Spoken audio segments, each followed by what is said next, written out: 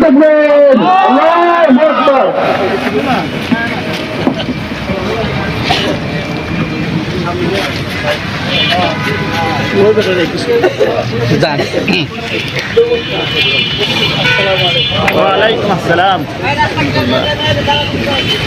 বলছিলাম যে আমাদের এখন কিন্তু সিদ্ধান্ত নিতে হবে, আমাদেরকে সচেতন হতে হবে। এদেশের নাগরিক হিসাবে আমাদের প্রত্যেকের অধিকার আছে সচেতন ভাবে সুদৃষ্টি রেখে এদেশের রাজনৈতিক বিষয়গুলো পর্যবেক্ষণ করা। আপনাদের প্রতি উদাত্ত আহ্বান থাকবে, আমরা এদেশে কোনো চাঁদাবাজ দেখতে চাই না। আমরা শান্তি শৃঙ্খলা বজায় রেখে এদেশের শাসন ব্যবস্থা পরিচালিত হোক, এটা আমরা চাই। কেউ কথা বলেন ঠিক কিনা? হুজুর চলে এসেছেন, বক্তব্য জেলা নেতৃত্ব সিনিয়র নেতৃবৃন্দ দেবেন।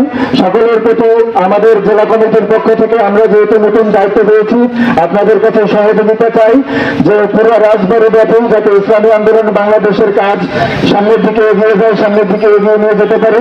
পরবর্তী সমস্ত আন্দোলন সংগ্রামে আপনাদের পাশে থাকার আহ্বান জানিয়ে আমি আমার বক্তব্য শেষ করছি। দেখা হবে রাজপথে, কথা হবে স্লোগানে। ধন্যবাদ সবাইকে। সংগ্রামে উপস্থিতি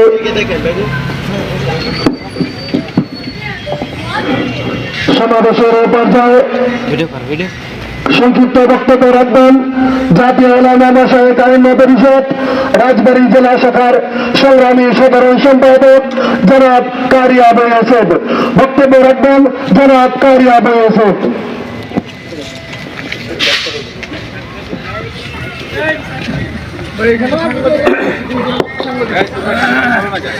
আসসালামু আলাইকুম ওয়া রাহমাতুল্লাহি ওয়া বারাকাতুহু।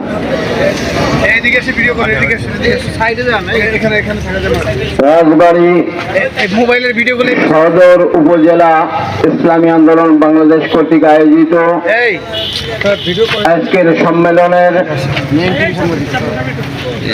সম্মানিত প্রধান অতিথি, সারা বাংলাদেশের, শুধু তাই নয়, সারা বাংলাদেশ নয়, সারা বিশ্ব নিয়ে যিনি সবসময়ের জন্য চিন্তা করেন, বিশ্বের মুসলিমদেরকে নিয়ে যিনি চিন্তা করেন, বিশ্ব মুসলিমের কান্ডারি জনাব আলহাজ হযরত মাওলানা সৈয়দ মোহাম্মদ রেজাউল করিম পীর সাহেব হুজুর চরমনাই। সংগ্রামী ভাইয়েরা, আরো উপস্থিত আছেন রাজবাড়ী জেলার বিভিন্ন সংগঠনের নেতৃবৃন্দ ও আমার রাজবাড়ীবাসী। আসলে ইসলামী আন্দোলন বাংলাদেশ কি, কেন, এই বিষয়ে আমরা অনেকেই জানি না। ইসলামী আন্দোলন বাংলাদেশ এটা